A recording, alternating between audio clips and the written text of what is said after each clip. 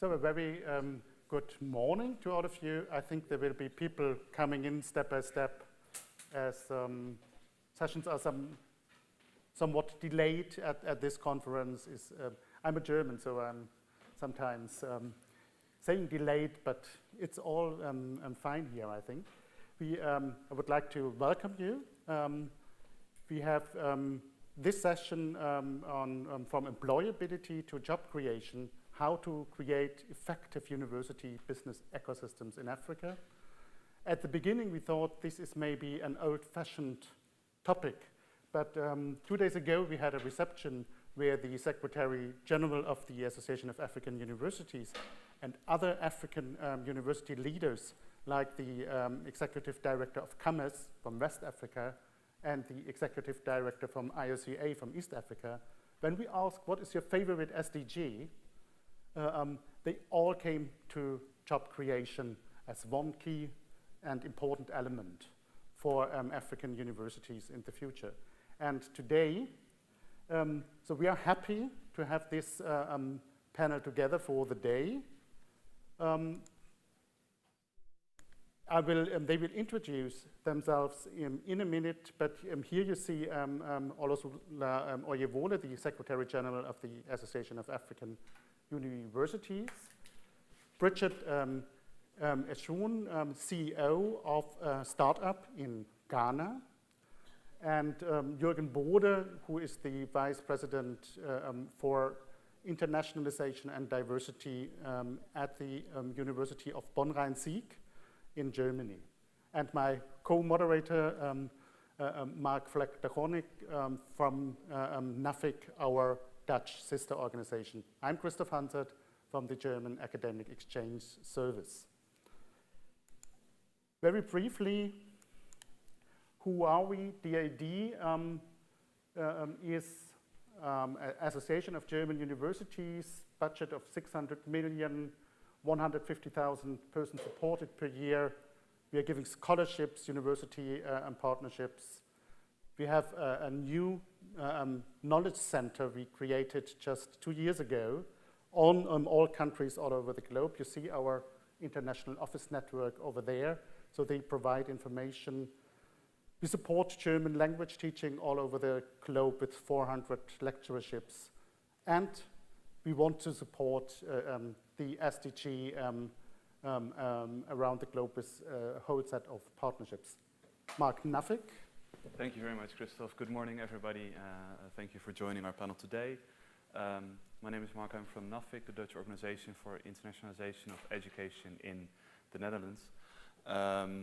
We have over 70 years of experience in capacity building and development, and I think that the panel of today is crucially, the topic of today, in fact, is crucially important in the work that we do.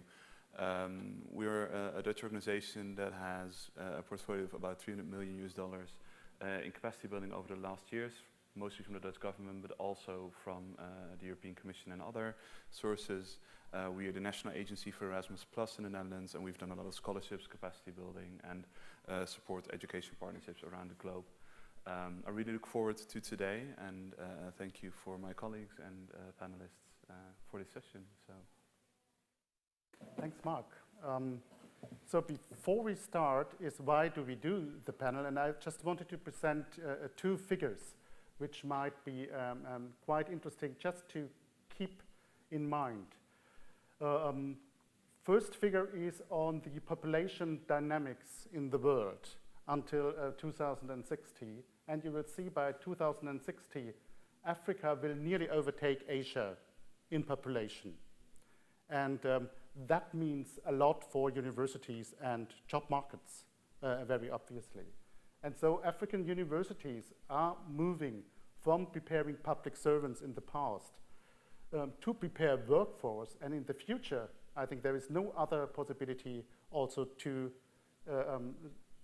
support the creation of job creators. And the second figure I found very interesting of the Quartz newsletter. They were asking why international cooperation and ecosystems matter, and what is the share of venture capital funding raised by African startups. And they asked, where did the CEO of the startup study? And you see in Nigeria, 92% of the startup CEOs studied abroad. 92. And you have similar figures in different countries. The average for Africa is 73% studied abroad. You will see an example how you don't have to study abroad, but get experience from abroad, also to have possibilities to create your own startup within our panel. So I have been introducing the panel, but what they will talk about, what is the role for African universities in the future? Is there a new role? Jürgen Bode will explain what is the ecosystem for startup companies and why our German universities are coming in, and also a hint why the German Ministry for Economic Cooperation and Development is supporting this. And Bridget now will enlighten us what a startup CEO needs from the universities. I'm really looking forward to their presentations. We have given them quite short time limits because we want to interact with you later on. So Mark is presenting the red and yellow cards we have prepared for the time limits, so you don't wonder when they will be waived. You will come in. We have prepared a Mentimeter. You can ask your questions. We will see them on screen, and then we will pick from the questions. Second part, Mark will take over. We will go for disruptive innovation, how to look for money for the CEOs, how to get venture capital, and we will look into how to grow a startup and how helping it to survive. But that is now moderated by Mark in the second round, and the colleagues are already here present. They will come up to stage for the second part. So now we will start with Olusola, a new role for African universities. Olusola, is that so, or do you think that is still a tricky question? Thank you. The floor is yours. Thank you very much. The next one. I represent the Association of African Universities with a membership of over 450. Universities in Africa now need to commit themselves to entrepreneurship orientation. One, because right now in Africa, we have a serious unemployment problem, especially among the young people. I'll just give a case of South Africa, where about 50% unemployment rate is recorded among the young people from the age of 15 to 30. So universities need to encourage students to launch their own businesses, or even before they graduate. I'm glad that we have an example on the panel who will share our own experience on how she started her business with us. I will also need to let us know that it is part of the mandate of universities to provide an environment conducive for imparting knowledge, information, and ideas for development. And one area through which development can be promoted today is through entrepreneurship. Supporting job creation is another focus that university needs to be concerned with. Universities are key players in the global system as they equip citizens with the required knowledge and skills that will enable them to contribute to development on individual, organizational, national, and global level. As universities, we see job creation as something that governments and nations should commit themselves to. Because if you create a job, you are creating an avenue through which the young people can be engaged. Cases in Africa where there are conflicts and armed banditries is because the youth have nothing to do. So supporting job creation is another way of promoting peace in Africa. It's also a way of creating wealth and promoting the development of the continent. I will also to note that universities in Africa are employing various strategies for promoting entrepreneurship and also for job creation. One major strategy that universities are committing themselves to now is through a review of their curriculum. Indeed, almost all universities in Africa have found out that they cannot continue with the curricula that they've been using for about 30 years ago. And right now, they are now inculcating industrial experiences into their curricula, whereby they allow students to spend some time in the industry in the course of their training. Entrepreneurship skills is now part of the curriculum of many of the programs in universities in Africa. Another strategy that universities in Africa are employing is through collaboration with the industry. It is now known that universities alone cannot develop their own curricula. They need to listen to the industry, hear what the industry expects, because when you look at it, the products of the universities are meant for the industry, and therefore increased academia-industry collaboration is one of the strategies being employed. Thirdly, just like it's being done in other continents, universities in Africa are now promoting industrial startups on their campuses, and this has also not just aiding development, but also aiding the research work that is going on in the universities. All these things will not be possible if we do not have strategy of guiding the young ones on their career choices. So creating career guidance and counseling centers to support students is one of the major strategies that are now being employed to promote entrepreneurship and job creation. Thank you. Thank you, Olusula. This was giving us an overview why African universities should do it for their societies. But Olusula, could you tell me why universities would also do it for themselves? What is the benefit for the universities of all this? Really, for us as universities, is to our own benefit to support job creation and entrepreneurship in our programs. Because when we support job creation, it's not just the youth or the society that is benefiting. The universities also have their own benefit. It enriches our curricula. It enriches our teaching and learning processes. When this type of process of entrepreneurship and job creation is established within the university system, it helps us to sustain our own development. And I will also say that progress in university higher education system is enhanced when job is created within the university. And lastly, I will say that entrepreneurship creates more jobs on the continent and increases the middle class, which is essential in sustaining economic growth. Today, we now know that universities should focus on economic development of their nations or where they are located. Thank you. Thanks a lot. And basically also for private universities, it's creating demand for the future and for the next generation. Maybe that is also an interesting aspect. Thanks a lot. We are moving directly now to Jürgen Bode, who could also kind of now click his slides himself. But maybe you, Jürgen, you introduce in 3 words, who are you, what kind of strange animal is the University of Applied Sciences? Okay, thank you, Christoph.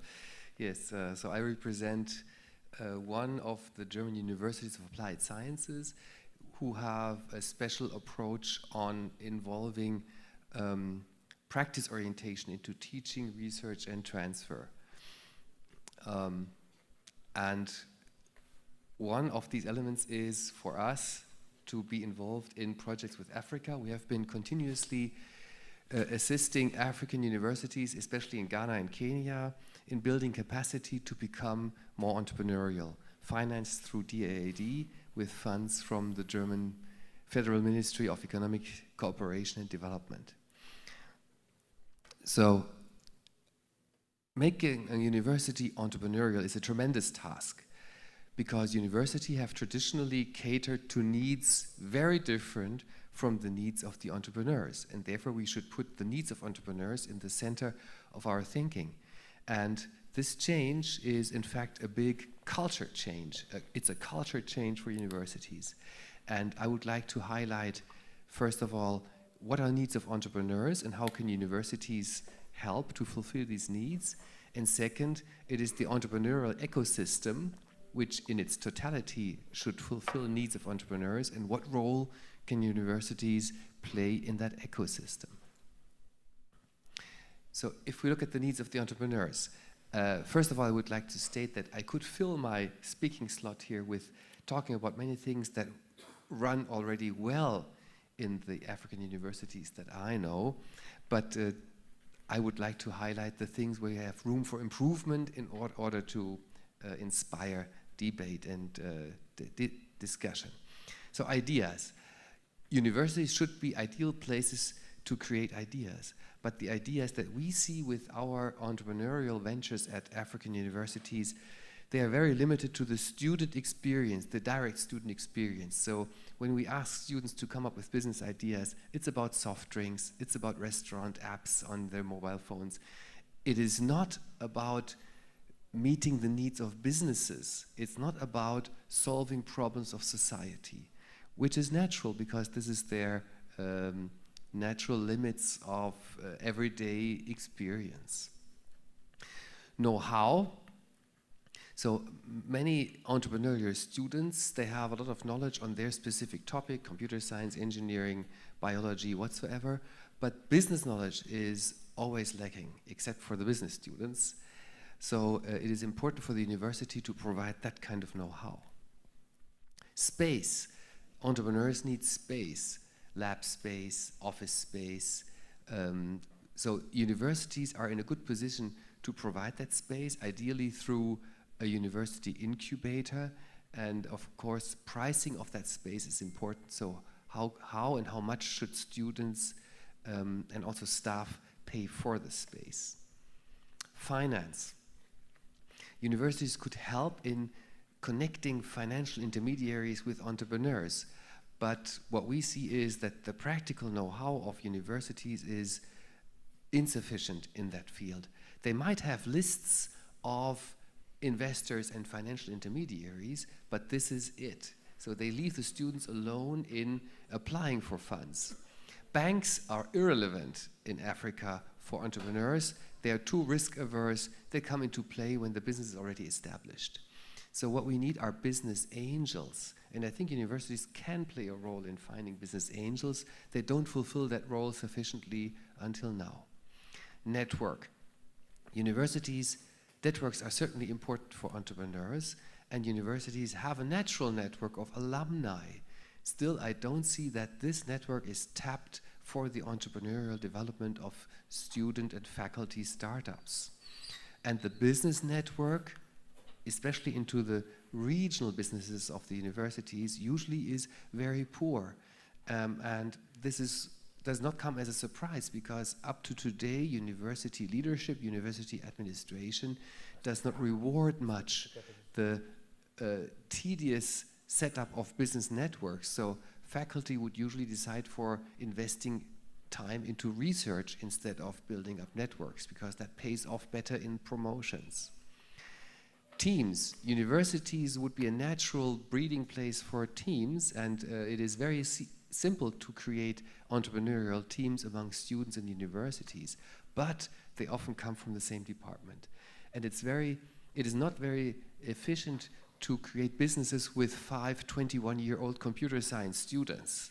You must have a mix of ages, you must have a mix of experience, you must have a mix of knowledge, and it is still difficult at the universities that we have seen to overcome department barriers and to involve experienced persons. Now, what could be the role in the ecosystem for universities? What we see is that there is still the culture is too much academic at the universities in order to become successful supporters of entrepreneurial startups. It is difficult to convince professors to allow thesis writing on practical cases. They usually see this as not academic. Curricula, as my colleague said, should involve entrepreneurship training, not as an elective, but as something that provides credit points in each study program.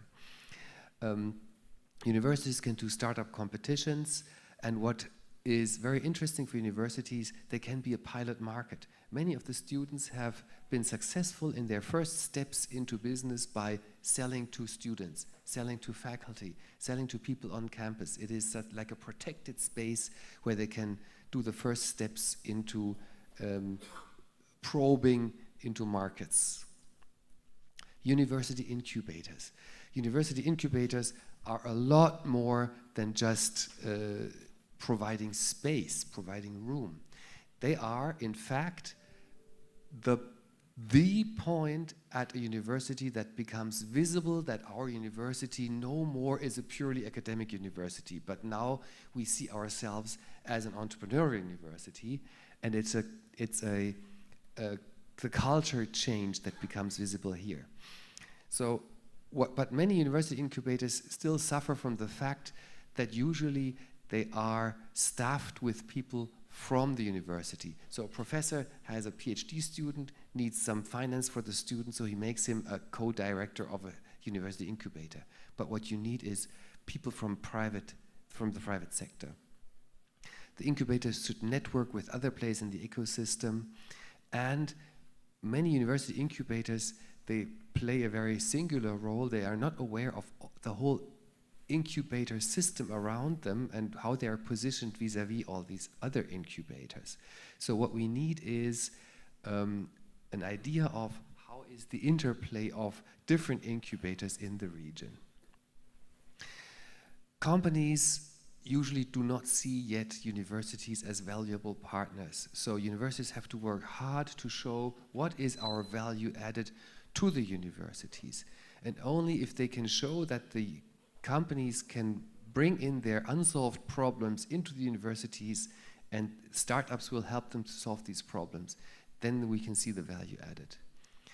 Local governments play an important role. They can help removing red tape for entrepreneurs. They can help also build up networks. And finally, investors. I think universities should help in finding business angels because they are the type of investors that can help young startups in an early stage. And among the alumni, there are certainly, there's a treasure that can be tapped. Thank you very much. Thanks a lot, Jürgen. I think that was giving us a very good comprehensive overview, but I know you have also experience in working concretely together with the University of Ghana, and you worked with business incubators in Ghana, and maybe you could tell us a bit about that and why a German university at all is doing that in cooperation with an African university. What is in for you? What's in for us as a university? Yes, thank you. And I think we have a number of motives to be involved as a university. Number one stems from what you have been showing at the beginning, the population development in Africa, which is quite obvious that Africa is becoming the continent of the future, a market of the future for our students. I keep telling my students that in their lifetime, they will certainly, in their career, work somehow with or for Africa. And so we should raise awareness among our students and staff for Africa as a continent of the future. And of course, working in Africa, cooperating with the University of Cape Coast in Ghana, that also builds expertise and capacity at our university and promotes, offers new opportunities for our staff and students. We can continue internationalizing our teaching, research and transfer. So starting from the entrepreneurial ventures with the University of Cape Coast, we now have a number of joint classes, joint courses, not necessarily entrepreneurial, but we have increased our international network. And of course, we are also commercial in a sense that we want to tap grant opportunities. There are grants out there for such ventures, and that helps us secure staff, recruit staff, grow our university.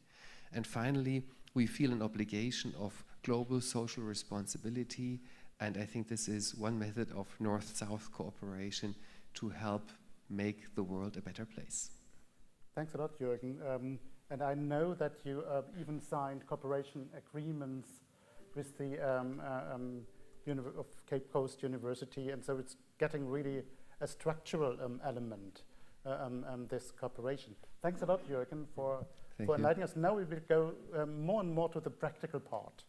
And Bridget, floor is yours. You will show us now from the side of the CEO, what do you need from universities? Okay, thank you, Christopher. I'm Bridget Amation, the CEO of Del Soy Milk Drink Limited in the central region of Ghana. In Del Soy, we're into the production of soya milk drink that is preservatives-free with no additives. And for now, we have two types. We have the pure soya milk drink and then soya milk with ginger. So let's take a look at a snapshot of the Ghanaian ecosystem. So we have over 153 non-financial support providers who provide support providers to SMEs and startups as myself. We also have 100 plus financial support providers as well, and then 150 ecosystem support providers. So all these support providers are being spread across the 16 regions in Ghana. And most of the accessible support provider in Ghana is the non-financial support. That is whereby they give access to market to the startups or young CEOs who are coming up, whereby you have a product, and then you would want to have access, you would want to have policies that would encourage people to patronize your product.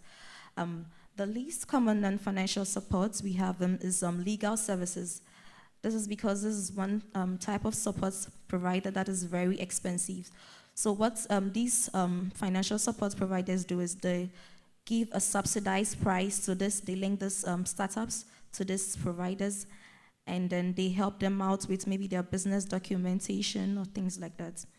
Another top financial instrument we have is equity, whereby individuals, organizations, institutions come to a business or a company with the idea of having a stake and then giving them funds to support their business. So this is just a short snapshot of the Ghanaian ecosystem.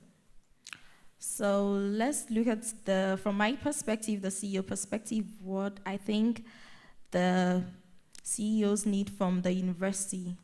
So we have the policy support, whereby we expect the universities to be an advocate to promote entrepreneurship in the universities. So we would want the universities to have policies that would promote, would push the idea that people should do entrepreneurship, people should use this particular product because it has various benefits. We also have network opportunities that would require the universities to support CEOs.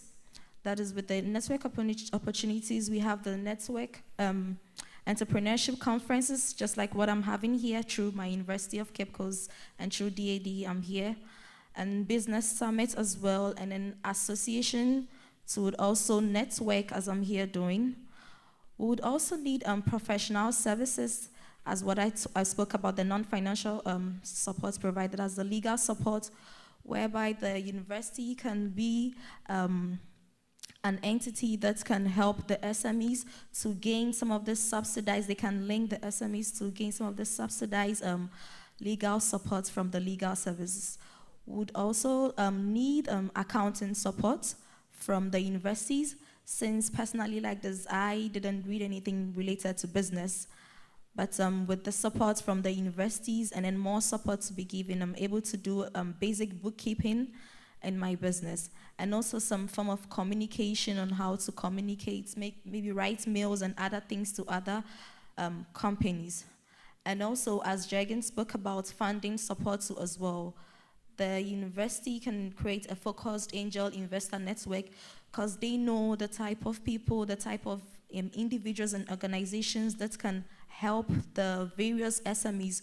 So you don't have to go around looking for SMEs who could maybe take advantage of you. Another need we would need from the universities to provide is capacity building. That is through design thinking process, whereby it can even be added to the curriculum. So when you come to school, you can learn all that. And then with that, it could just shorten the lifespan of you starting a business and then the basic mistakes that you make. Under the capacity building, the university can also provide entrepreneurship skills development and also business support services, whereby they can provide space where you can have your company, or maybe they can provide labs where if you're having a prototype, you can go there and then try your product out. Well, thanks a lot, Bridget. That was giving us a clear picture of the needs, quite non-traditional needs. University is often not very well prepared to offer that. But why do you think, is it working in your case with Cape Coast? Why should the university do it? They don't get additional money from government. What do you think? Why are they doing that? And how was your experience with the University of Cape Coast?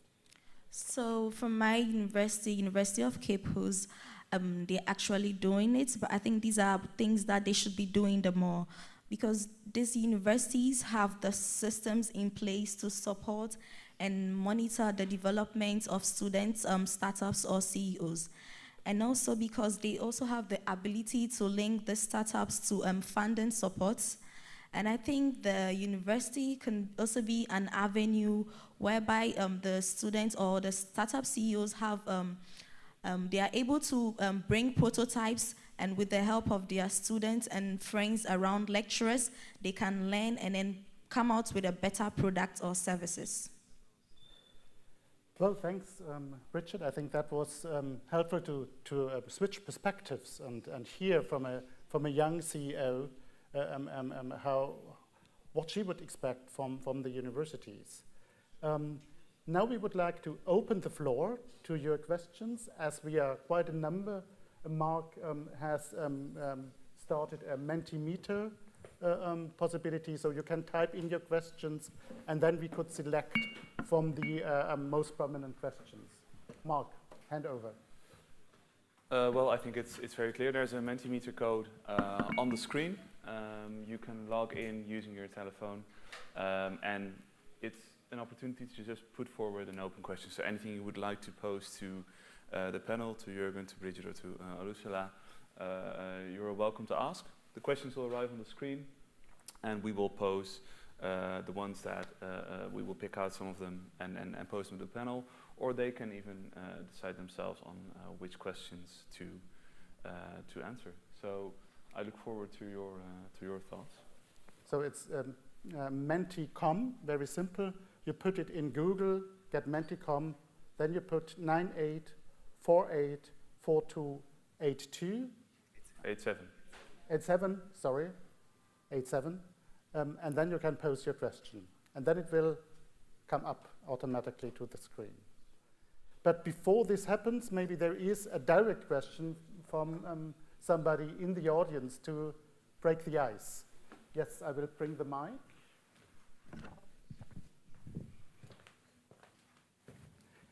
Maybe you also introduce yourself briefly and...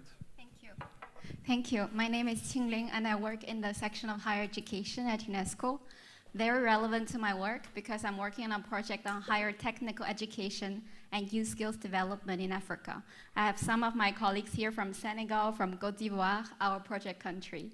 And I'm very intrigued by the panel discussion today because we need to see what is underlying there. I see a triple helix model working. The collaboration between university, industry, and governments to make it work, to make entrepreneurship possible for the young talents in Africa. But I also see a heavy emphasis on what universities should do, but we would also need to understand what the business and what the industry, what the government can do to support the youth, to support the university, because it's a joint responsibility, and I want to have your view on that. And another one is relevant to the topic today, employability. I would also want to know from your perspective, how do you understand employability in Africa? Thank you. Okay, thanks a lot. I mean, Bridget, government, what should government do from your perspective? We talked about universities, but I think it's important also to bring government in. So thank you for that question.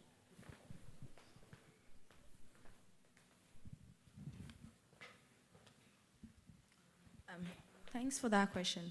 So I think what the government can do to promote entrepreneurship in the university is they can add it in my university. Entrepreneurship is being added to the curriculum. So in other universities that is not applied, the government should ensure students are being taught entrepreneurship, not just the theoretical one, but the practical one. So that it doesn't happen when you're done with school and you want to start a business, you have to go back and then learn some basics. All these basics in starting your own business should be taught in the university right from the scratch. And I think the government too can also provide some basic resources to the university. For example, in my university like this, the government supported the university to create an incubator that is called the Digital Innovation Hub. So with there, if you're a student entrepreneur, you can go there. It has a co-working space. You work there. We also have mentors available. So these are the few things I think the government can do to promote entrepreneurship or support the universities in entrepreneurship. Thanks a lot. Olusula was telling me that he also wants to answer to that question. I look at all the 6 supports that she had listed that universities should give to the young entrepreneur. Policy support is quite easy. Professional support, capacity support, networking, infrastructure support. The one that people may be wondering, how can universities provide funding support for young entrepreneurs? I tell you, for universities that are committed to entrepreneurship, there's a way they support the young ones by giving them, serving as guarantors for the banks to be able to give loans to the young entrepreneurs. There are other cases where universities ask young entrepreneurs who are interested in starting their businesses to deposit their certificates as guarantees for them to be able to access loans. I think that universities can use their credibility, their authorities or their roles within the society to stand in for the young ones so that they can be supported financially. Thank you. So, Jürgen, maybe you also already picked one of those questions coming in, quite a number. We have maybe 5 minutes or so you can pick some, and then we will have the second round of the panel, and you will see, we will focus on finance, microfinance, we will focus on how an incubator is working, and some of the questions will be answered by the second part of the panel easily, but you can still pick some of those coming up, and we will collect them and also try to give you short answers in writing later on. So, Jürgen, floor is yours. Okay, thank you. So, you have been highlighting the role of government, of universities. I would like to have a look at the companies. I think what will not work is to have an appeal on companies and telling them, you have an obligation to help us become more entrepreneurial. Companies must see a benefit. And I think we need more permeability between companies and universities. This is also one of the questions here where they ask about agility. How can we make the ecosystem more agile? I think a crucial role plays that we do not have silos of universities and silos of companies and silos of government. There must be a flow not only of information but also of staff. And I don't see this so much at African universities. In Germany, as University of Applied Sciences, every professor must have at least 5 years practical experience. Otherwise, even if he or she is a Nobel Prize laureate, we cannot hire him or her. And I would like to see more practically experienced staff at African universities to make them more agile. Thanks, Jürgen. Maybe a brief comment. On the policy level, what the German government decided is to create this new type of universities, universities of applied science. And I know in quite a number of African countries, we have similar intentions. I know it from Ghana, for instance. But the 2 key features of German universities of applied science, to hire professors with practical experience who can bring their network into the university. And the second, that there are quality internships as obligatory parts of the curriculum. That is seldom made. But So it's also a higher education policy decision whether you like to create universities of applied science in their own right and not as second-tier universities. And I think that is when policy comes in, and I'm sure, Olesula, you have your own opinion on that part. I quite agree with you, and I believe that African universities should probably learn from the German experience. It's going to be quite good if we allow professors to also have practical experience in the industry. It will enrich the type of things they teach to the students. There's a question here that says that not all students will be entrepreneurs. What else is necessary to promote employability in Africa? One, we can promote employability in Africa by ensuring that the students and the graduates of African universities possess the skills needed at the workplace. This is very important for such a time as this.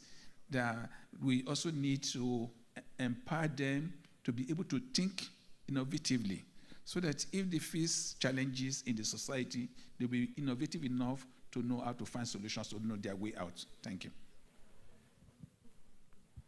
To add to what you said, I also think the university can take a very look at their curriculum. They should revise their curriculum so that most of the things that will be taught would be more practical, because I think sometimes the things they are taught, yes, they are not practical. So when you leave the school, the university, you can just practice what you've learned, yeah. So I think that was a very good final comment for our first part of the panel. Now we are coming to the practical part, and our colleagues from the University of Rotterdam, Stellenbosch, and the Université Protestante au Congo will join the floor. And Mark will take over moderation and gives me the cards for timekeeping. The ones you can use.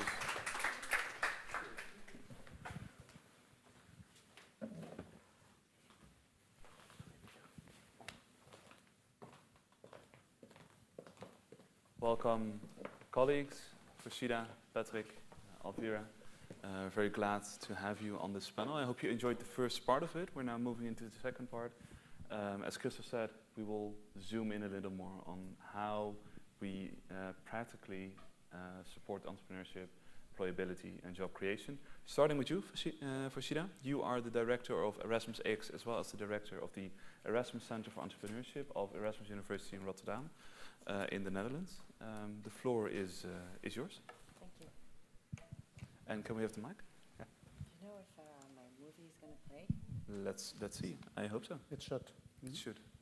Okay. Hi everyone. Welcome to my pitch. No. How can we go to the My name is link? Rashida Zafar. As you can see, I'm the director of Erasmus X, which is a radical Could you click innovation the link? unit at the Erasmus University in Rotterdam, and formally being installed as the new director for the Erasmus Center for Entrepreneurship. Two of my colleagues are here as well. They have a lot more experience doing projects in Africa than I do. So if you want to know more about what we're doing in Africa, please look up Leonardo, who's sitting over there, and Anik, who is sitting over there. I saw a couple of questions that were quite relevant also for the topic that I would like to discuss. But first, I would like to start up with a little movie clip. So, Good. are you ready for the movie? Could you click the link? But is it in the presentation? The link is in the presentation. The link, just this it's link in the going, it's presentation. going. It should be up. So the reason why I decided to put this movie clip in this presentation is because we're talking a lot about entrepreneurship, and we're talking about job creations, and we're talking about how to bring these skills to students. But at the same time, I think it's also important to create an entrepreneurial mindset also within the university. And I will elaborate a little bit more about what we do at Erasmus X and ECE a little bit later. Okay, let's go. The enemy is a virus, and now we have to do our utmost to protect our people and to protect our economies. That change is to have students go from learning on the ground to learning online remotely from their computer. Now, a short time ago, the World Health Organization declared the outbreak an international public health emergency. What's going to happen to higher education in the middle of a pandemic? Ready? I think so. All right. My name is Farshida Safar, and I'm the director for Erasmus X at the Erasmus University in Rotterdam. This project started once we were in full lockdown here in the Netherlands. As many universities across the globe, we were also forced to stay home. COVID had just really hit the world. The whole educational system had to close down, and especially the physical campus. We did some research and we asked students, how do you feel? How's everything going? And what came back was that there was this feeling of isolation, confusion, lack of purpose. There were definitely moments where you felt this sense of loneliness. It was, definitely overwhelming to say the least. I think that's when we saw it and we were like, we could actually solve this. Farshida came in and said, guys, we have to do something cool. Let's build the campus in Minecraft. Well, if you can't come to campus, we'll bring the campus to you.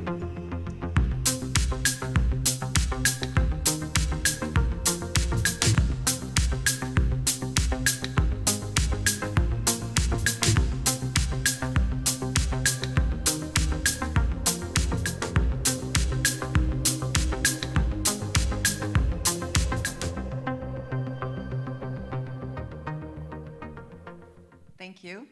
Now you might be wondering, why is this lady on stage showing Minecraft, which is a game that you probably might know from your kids playing it.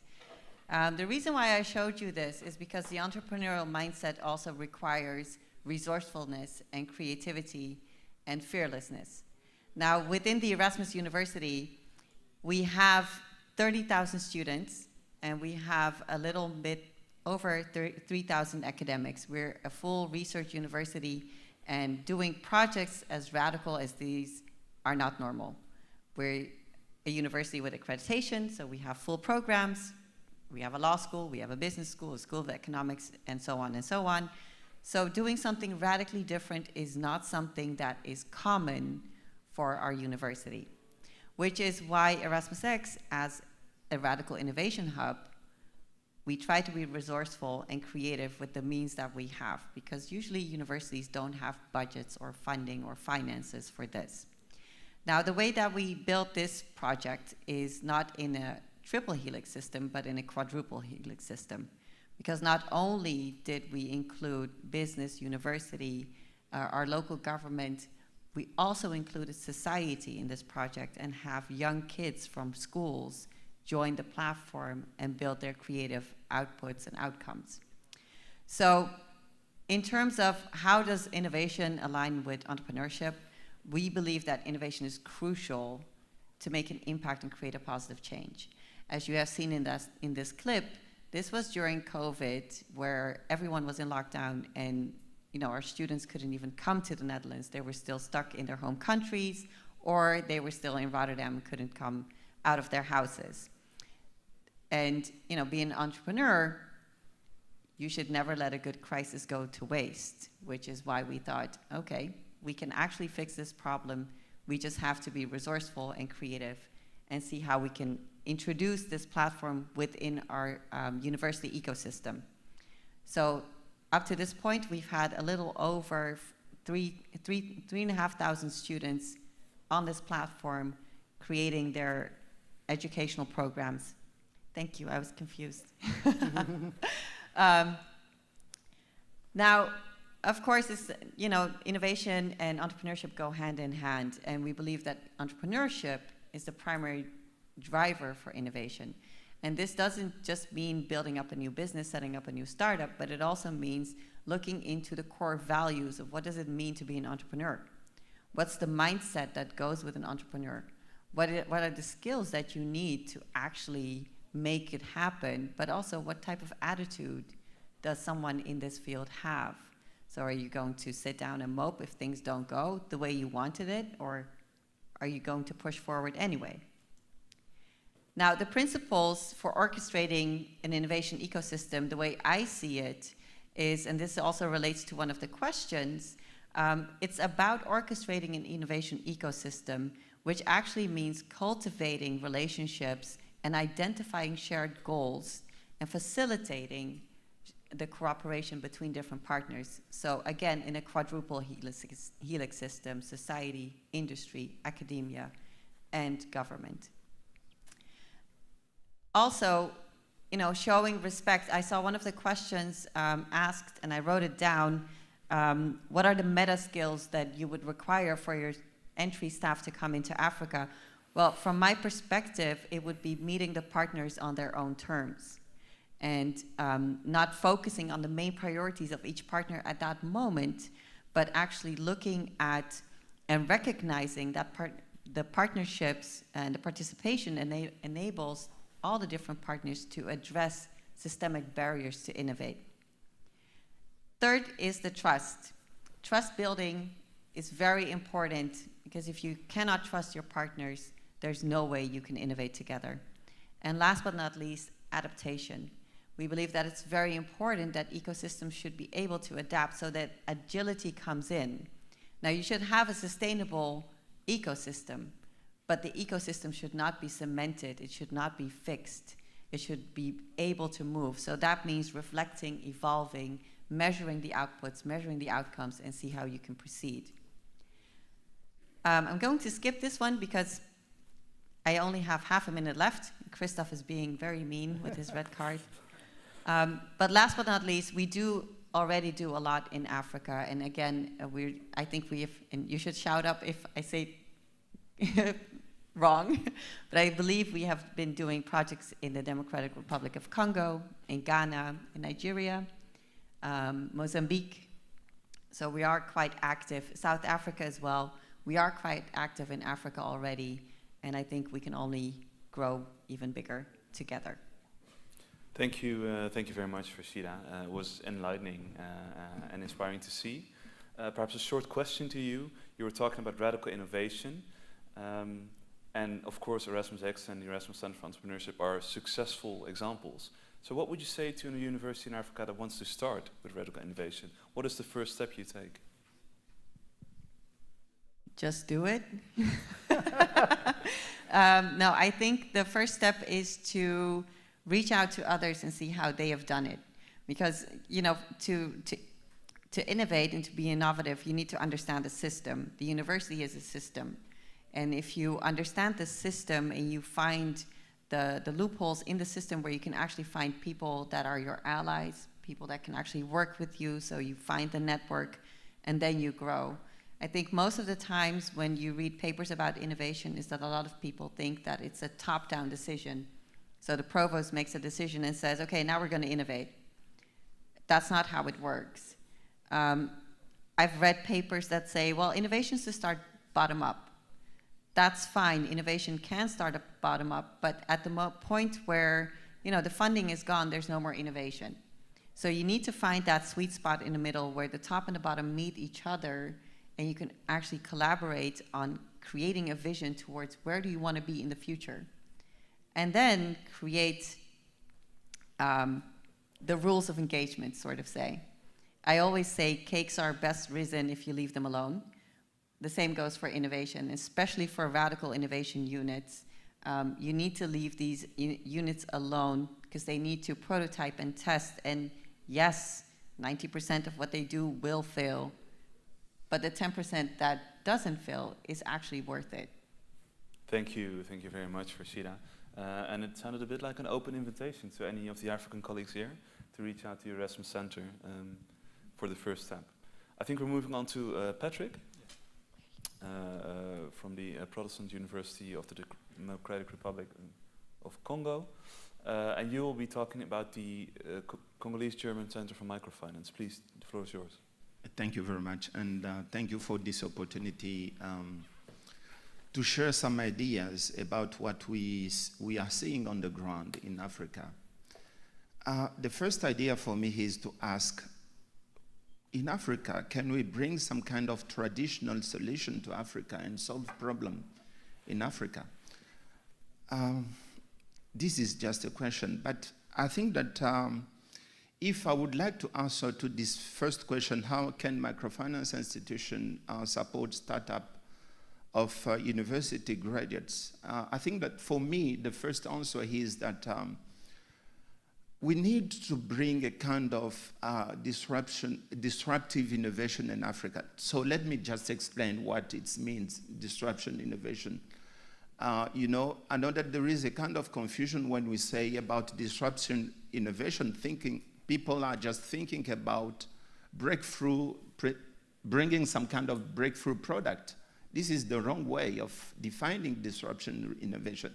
Disruption innovation is bringing a product that is not very much sophisticated, but can help a large number of people to have access to that. And you know, microfinance is one of kind of disruption innovation.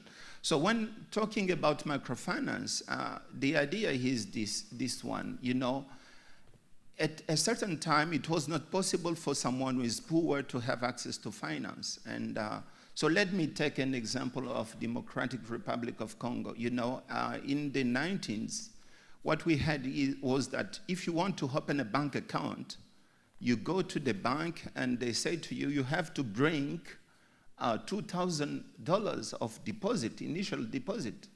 And you put it on the bank and you don't have to ask for that.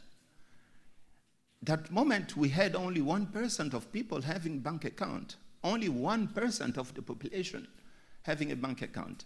And you know what microfinance institution brings something new was say that it was possible for poor people to have access to finance. So for me, I say this is a kind of very disruptive innovation.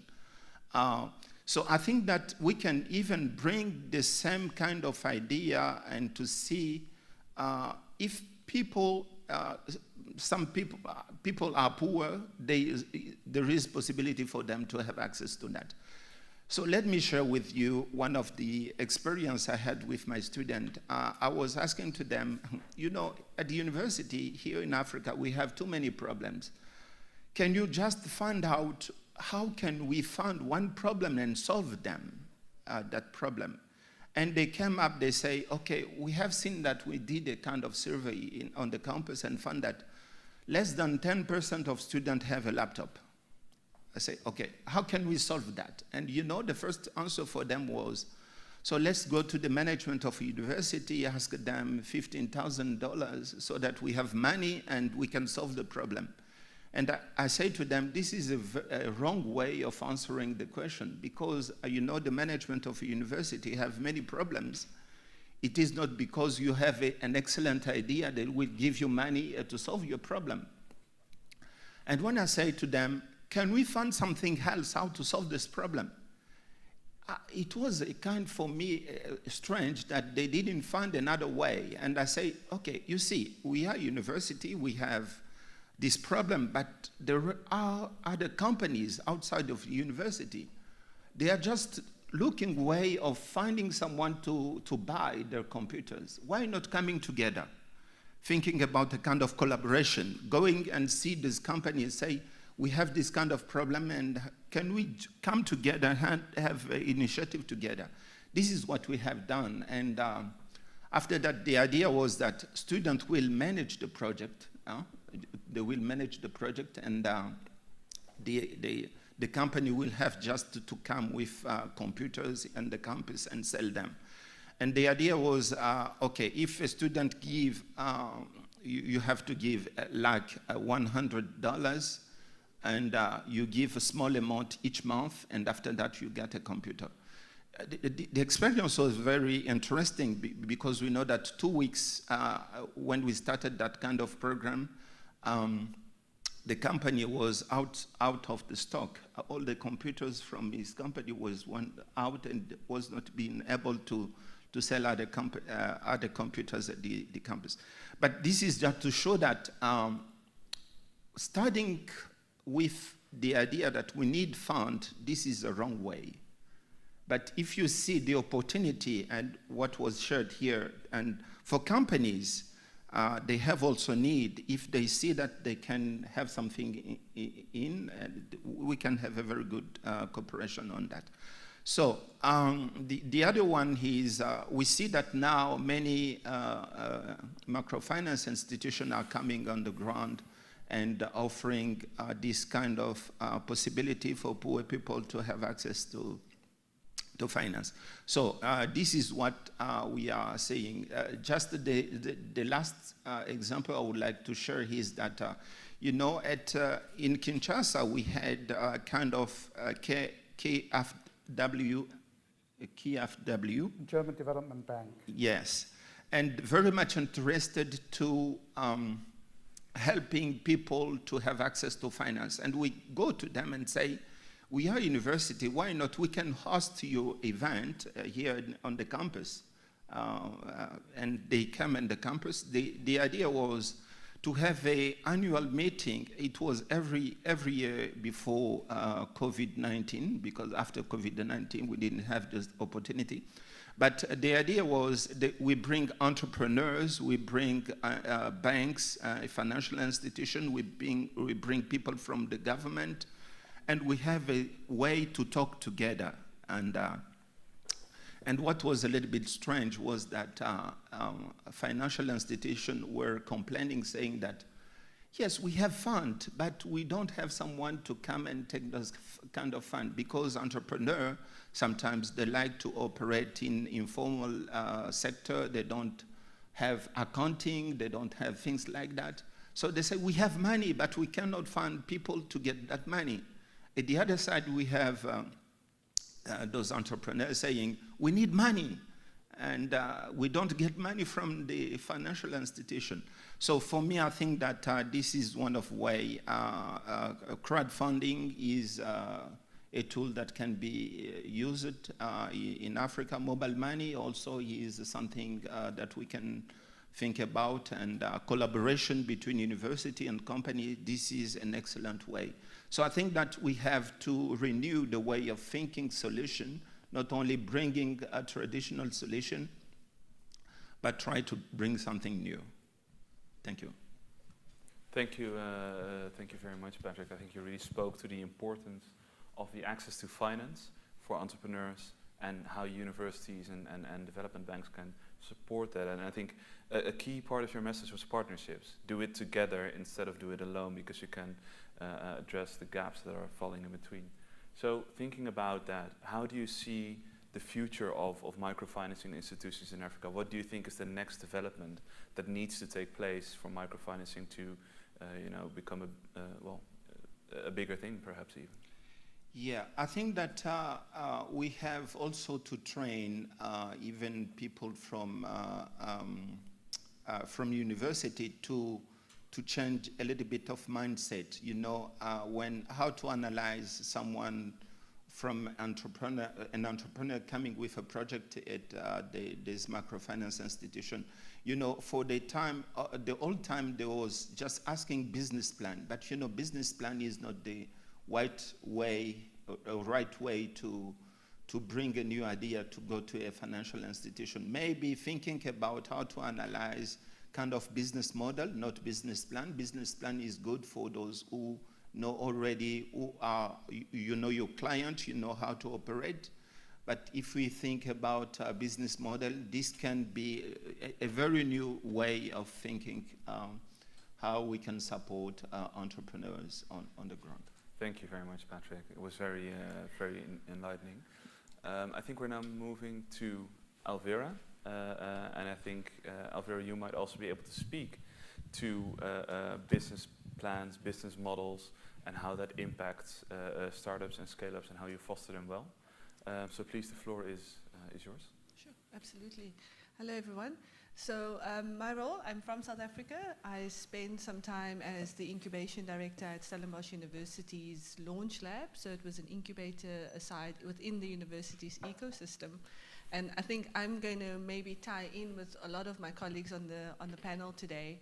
The incubator forms a safe space, effectively, for the graduate that wants to become the entrepreneur. And in many ways, the university is a foundational place where we can open up a textbook or we can write a paper where we understand the principles of business. But entrepreneurship is also about being out in the market, in the ground, on the ground, and really experiencing those tools that we learn in the textbooks. And so the incubator starts to be a space where graduates that are becoming entrepreneurs or entrepreneurs that are starting a startup or young teams that are already established in their young sort of business, it becomes a safe space where they can play and when they can test. And if they fall, it's okay because there's hopefully someone that understands the ecosystem of where they're operating in or has some sort of knowledge to share with that entrepreneur. So the university offering this sort of separate but yet also together space is a good way for students to feel confident that this is something that they can tackle and that they can take on. Because most of the time, yes, they do learn a technical skill at the university, but now needs to commercialize in the market. So what we did in the incubator, most of the time we leveraged the relationships that we had around in our ecosystem. We invited, for example, professors to become mentors to those young startups, and we also merged that with someone like myself who came from 20 years corporate experience that wants to be involved in young businesses and starting out of businesses in the ecosystem. And that connection between the two was a very good fit for the entrepreneur. Because on the one hand, he had the technical support, but also at another hand, he had this commercial pushing support. And then we also found some teams that did really well, and they started working, and they started, their businesses were starting to grow. And as their businesses started to grow, they had new things that they needed to learn, where the experienced sort of supporter or the coach or the mentor can give those guidance to those entrepreneurs. And an example of that is I'm employing my first staff member. How do I put out the vacancy? How do I put out the ad? And how do I, coach them? And how do I, onboard them?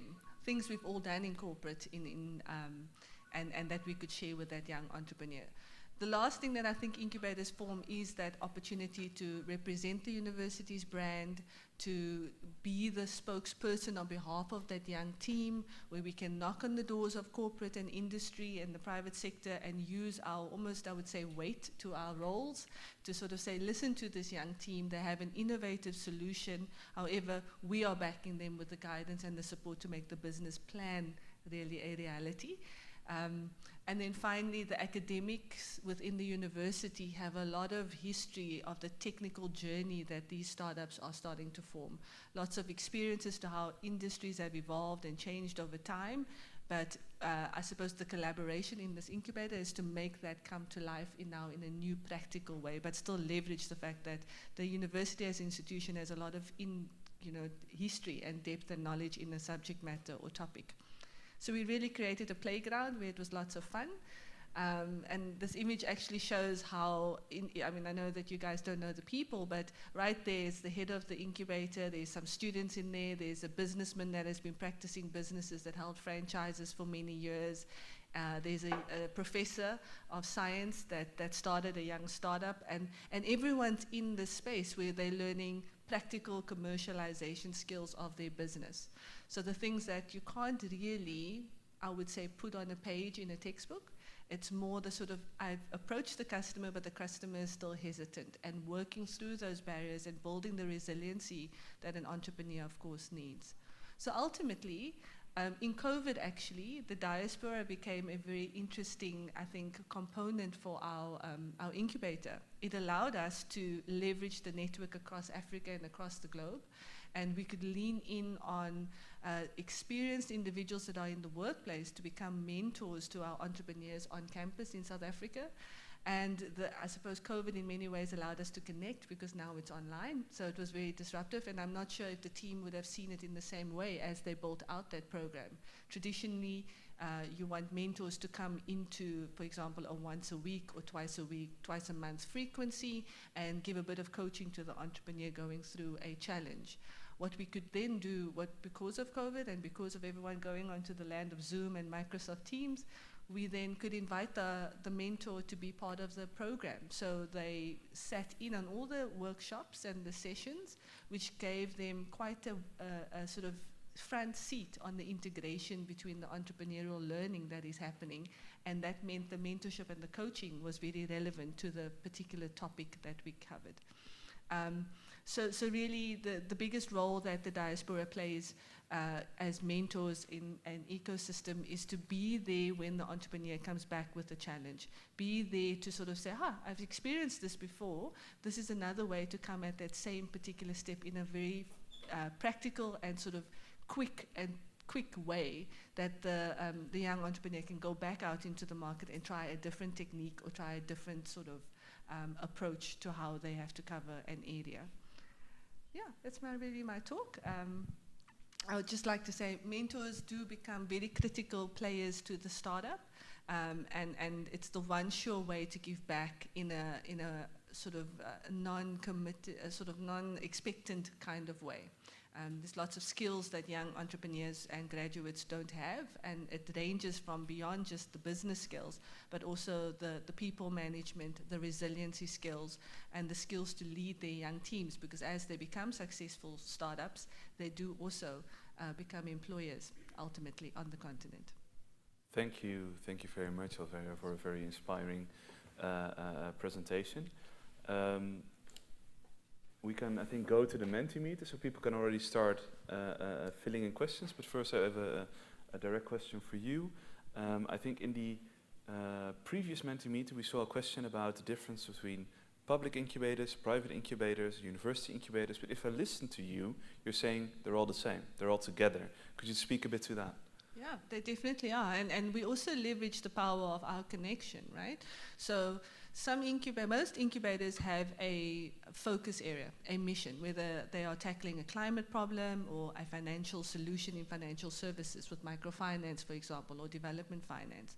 So what we found, if we collaborate with different incubators, we have a complete wheel or complete spectrum. Because sometimes, let's say you're a science startup and you've developed a unique innovation in the laboratory, you might want to get that product out into the market, but you need a unique way to kind of do that, because let's face it, Africa is sort of capital scarce. So now collaborating with a finance-based incubator then builds the partnership for that young startup team. We don't necessarily have the skills to do the microfinance component or how to think differently about granting finance, but ultimately in Africa, it's more about how do you create the product how do you get the product to be accessible, and in many ways you need more than one solution to solve the problem. So you might be doing solar energy, but you might need to also back that with a finance loan, for example, and a creative loan that suits the population or the economic environment. So although your mission is climate, you still need to think about how do I get it funded so that everyone can then use solar energy as an example in your business model. So we leverage that quite a bit. We also worked across different universities, because all the universities also want to get innovation commercialized. So there was a big collaboration from one university to the next to run joint, say, for example, startup competitions or entrepreneurship programs that kind of sees how everyone else is doing it. So that collaboration is something that the incubator also sort of represents. Thank you very much, Alvera. And while we wait for questions from the audience to come up, for Shida, I'd like to go to you, because I think Alvera spoke to... Sorry, can we have the microphone? Oh. Well. They were just giving to her. Okay. Well. So thank you. It was very interesting, and when I listened to the intervention, it's my point. I am Olivier Pium. I am TV Regional Advisor for Africa. I am based in Dakar at UNESCO. So I want just to ask a question, because when we used to support university and so on, what they used to say is that our role, our mission is to enhance the employability of youth. And sometimes we used to say you have also the role to create jobs. And they say, no, it's not our mission and so on. So my question is to know, what is the strategy, how can you do to ensure that the university is accountable in terms of creation of jobs? What are the incentives that was put in place to push your university, for example, to work on incubator and so on? What are some solutions or some incentives that can be done to push university to take it as their mission and to be accountable? This is my point. Thank you. Okay. So the question is, how do we push universities to take a role in supporting and setting up business ecosystems?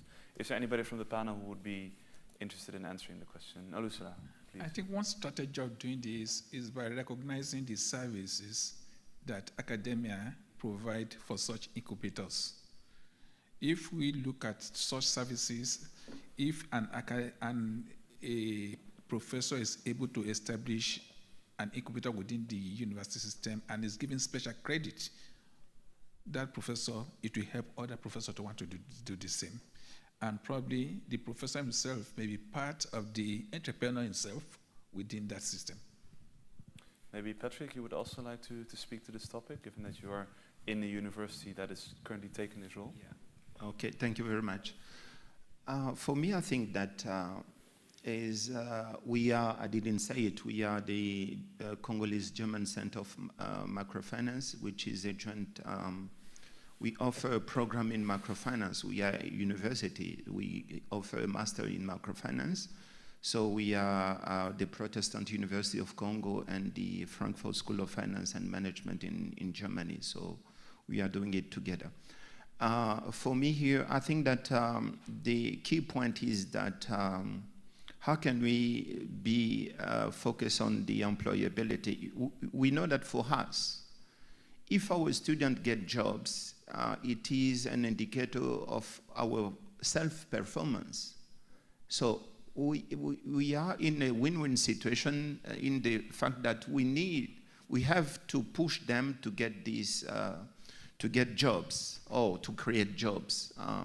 And what we are doing is that we have a very close relationship with some company outside of the university. Sometimes we invite them. Sometimes we can go to a kind of bank or microfinance institution saying to them, okay, do you want to have a kind of survey on the market to know what is the key point on the market? We can give you our student, they can do it for you. And they can do it for free.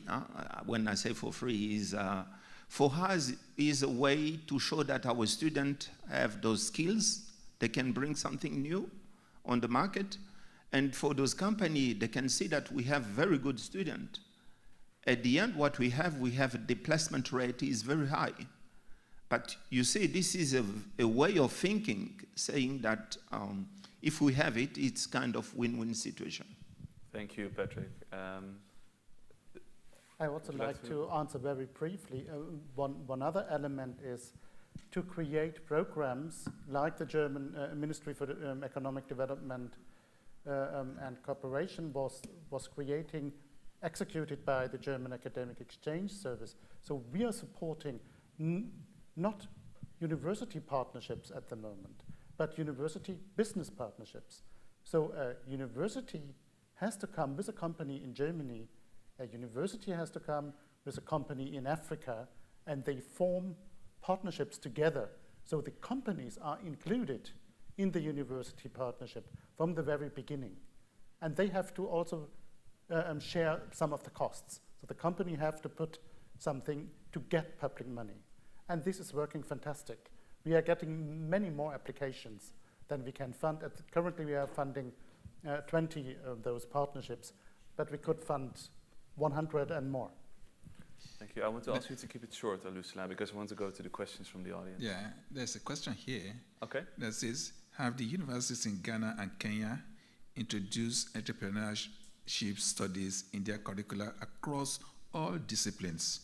If yes, how frequent is it updated? Which faculty members teach this? And are they trained to transact this curriculum? I am not going to talk about University of Ghana or University of Kenya. I was an immediate past vice chancellor of a university in Nigeria called the University of Agriculture in Abeokuta. One of the things we've done is that we've set up a degree program for entrepreneurship. Students come in to study entrepreneurship. Beyond this, we have a center within the university called Entrepreneurship Centers. Our intention in this center is to allow artisans without university degrees to be able, but who have the skills for entrepreneurship, to interact with our degree programs in any discipline. and we allow students who have interest in creating jobs to come and register in these entrepreneurship centers. And this is one of the strategies we've been using in promoting entrepreneurship. Thank you. I want to go to a question from, I'll come back to you later, Bridget. I would like to go to a question on what the role of teaching critical thinking skills play in developing entrepreneurial skills in young people. And Frashida, I would like to go to you. Could you speak to how critical thinking supports entrepreneurship or perhaps interferes? Well, I think, that's a mean question. So does it support or interfere? Well, first of all, I think everyone should, everyone within a university who is working with students should stimulate critical thinking. I mean, why? What is going on? Why are you doing this? It should be almost like a automatic reaction when something happens that you ask that question, why? Why is this happening? And even maybe, and I'm not sure how that works in Africa, but I'm from Asian descent. In Asia, we don't argue with our professors, but maybe we should argue with our professors and ask them and challenge them why. Why is this? Now, when it comes down to entrepreneurial skills, I think this is quite an important part of being an entrepreneur. So what I see a lot with students is that they see one problem, and it's similar to what Patrick just mentioned. They see a problem and they think of a singular solution. But why is this problem even a problem? Is this the actual problem? So being able to critically assess the problem will also most likely lead to better solutions. And I don't think we're teaching our students to do that. I think we're teaching our students and I'm probably going to get in trouble for saying this, but I'm going to say it anyway. I think we're teaching the students what we have been taught ourselves. And maybe, I don't know, maybe times have changed a lot. And maybe we should take a critical look at our curricula and ask ourselves, does this curriculum still meet the demands of the 21st century? So, it's not just critical skills and critical thinking for students, but also for staff and also for academics. So yes, I think that's super important in teaching, but also in professional learning for universities themselves. Thank you, Frashida. So we need to do better as students, as teachers, as leaders, across the whole educational structure. Bridget, let's go to you, and afterwards, Jürgen, I would like you to ask you to wrap up the panel. But Bridget, first, there's a question on e-commerce and the gig economy. And as the only entrepreneur on the panel, perhaps you could speak to what that means, what e-commerce means for you as a CEO. Okay, so with the e-commerce and in my business, what we do in the central region of Ghana is we've been able to put the products on an app whereby you can sit at the comfort of your home. You go to the app, you search, and then you find the different variants, and then you can place an order, and then you get it delivered to you anywhere in the region. So with the e-commerce, it's something that's for startup businesses we are trying to inculcate in our businesses, because it's kind of saves down some costs, because maybe you would have to deliver, but when you outsource the logistics from a different company or using the e-commerce app, it makes it quite easy. Yeah, so that's. So is it helping or is it hurting? No, I think it's helping. It's helping. So e-commerce, in fact, can help stimulate and support startups. Yes, it can. Across Africa. Thank you. Yeah. I think we're almost out of time. So what I would like to do is, Jürgen, from an ecosystems perspective that you've been speaking on, after all that we've heard, what is your takeaway? Did you learn something new? Should we shift our ecosystems further? What would you say? This is a conference about higher education. So I think what we should look at first is what can universities do, and not point at other players in the ecosystem. What can we do as university to cater for the ecosystem? I see one question here about internships and apprenticeships in the business sector. And what we experience is there's a far too small number of internships available for a very high number of students. Partly because there's not much business in the region, partly because companies do not see the obligation to provide internships, or they see this as too tedious. And what we did with the University of Cape Coast, the university said, dear company, we are a service provider to you. You define, let's say, a handful of internships, and we do all the selection process, application process, and we will provide you, let's say you do 3 internships, we provide you with 6 or 9 candidates, and they are hand-selected by us, and you can do the final selection and pick the 3. And that was welcomed by the companies because they saw, the university does not only send us requests and have high expectations, but they have a service orientation for us. Thank you. So, universities as a service orientation. Lucilla, last final words then, before we wrap up? Yeah.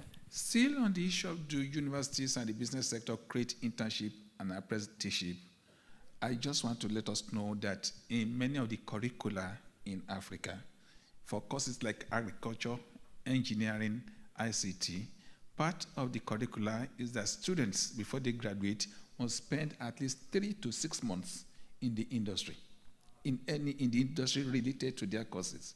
And that period that they spend in the industry is graded by both the industry-based supervisors and their university supervisors, and this is counted towards the final degree qualifications. Thank you very much, Lucilla. On behalf, I think, of DAAD as well as NUFFIC, I would really like to thank all of the colleagues in our panel here, as well as you in the audience, for listening and joining us today. I think it was an incredibly enlightening discussion. We've touched upon many different aspects of how to support employability, entrepreneurship, job creation with and in universities in Africa. I'm sure that the panel will be around for a bit if you have any further questions you would like to ask or interact with them, but in the interest of keeping the conference running, I will wrap up the session here. So thank you very much, and I wish you a pleasant remainder of the conference.